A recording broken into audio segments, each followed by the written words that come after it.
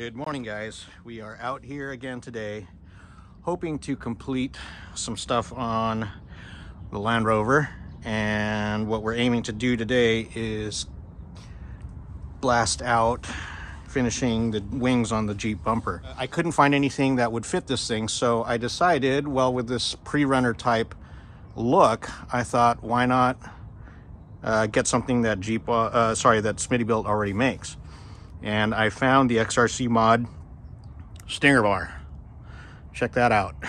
And of course, I said I was going to document everything, and before I started actually recording, I went ahead and started cutting this thing. So it's already been cut in half, and basically this little extension here is going to be the front part, hopefully, of this. So let me take this apart right here. There it is. Okay, I can't hold the camera and this at the same time, but hopefully that will just be a portion or extension that will come back and fill the fender well.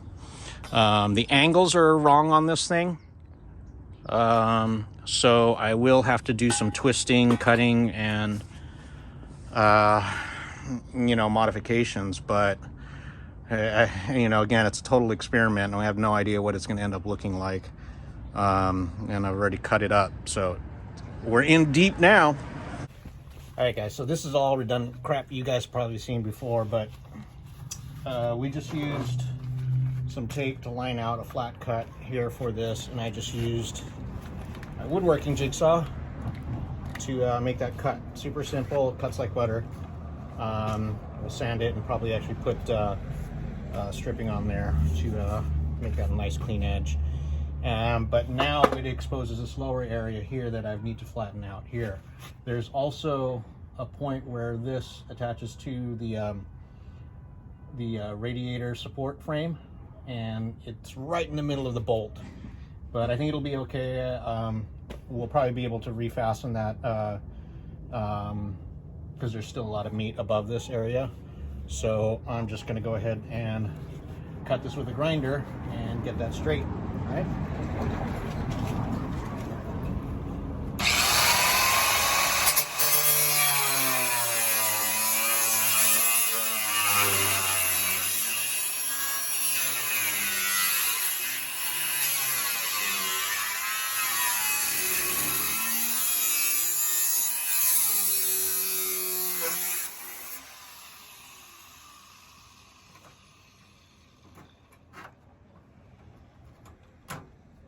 Go, cutting up a $60,000 car. All right, so we're here at the bumper. We've already cut the Stinger in half, and this is how we are going to figure out the angle, the proper angle for it to fill this piece. I think it's actually going to look pretty good, hopefully, if everything lines up. It's going to take a little bit of thought process because this is a weird cut here. I'm going to have to change the angle of this plate here to flatten out so that it'll line up with the fender there. So yeah, I think this is going to be a great little solution to this open space here. All right, so here is sort of the unrecognizable portion of the Stinger bar. It was cut in half and then cut in half again on each of its legs. So now this was going to be the front part of the bumper facing forward, and decided that this is going to be the part that fits underneath the fender well. So what we did was we just went ahead and fabricated this bad boy here, just welded it together, grinding it, and going to repaint that. And I will show you how it looks once it's done, and it actually looks pretty awesome. And there they are, both done, and they are definitely not symmetrical. Yeah, it's just a good idea to really put everything in, mock it up, make sure before you weld and go that everything fits.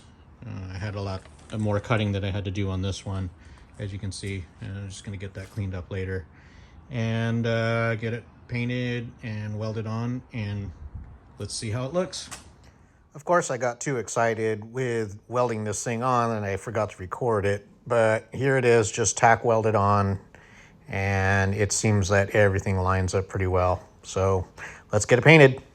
All right, so now I got to paint the bumper. That's what it looks like when it's off. Kind of freaky looking, but it is what it is. And These are actually the brackets that I welded so that I could actually mount that bumper on there. Had a bunch of 1/4" steel plate laying around, so decided this is probably going to be the easiest way. And it was actually pretty easy to get this thing lined up and set for this to be mounted. So getting off these plastic pieces here so that I can sort of paint this to a flatter black. I'm going to start with Raptor liner just because I lost texture. This is a textured SRC bumper, so I'm going to gain some texture back with Raptor liner, and then I'm going to go over it with another flat black. I forget the name of it, but it's a really good paint. Comes in a kind of a big can and sprays forever, so, and it's really tough.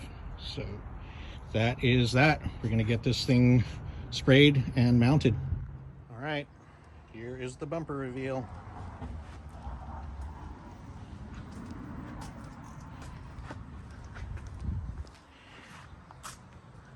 A custom-made Smittybilt XRC series bumper.